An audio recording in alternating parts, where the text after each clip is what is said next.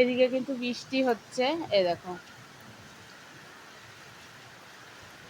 সারাদিন বেশ ভালোই গরম ছিল, তো এখন গিয়ে বৃষ্টিটা আবার শুরু হয়েছে।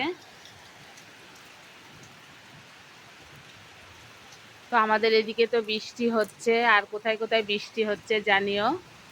আমাদের এইদিকে বলতে আমি তো এখন দুর্গাপুরে আছি। ঝড় নেই, হালকা হালকা হাওয়া, যে হালকা হালকা হাওয়া, সাথে বৃষ্টি। প্রচন্ড গরম পড়েছিল, বৃষ্টিটার দরকারও ছিল।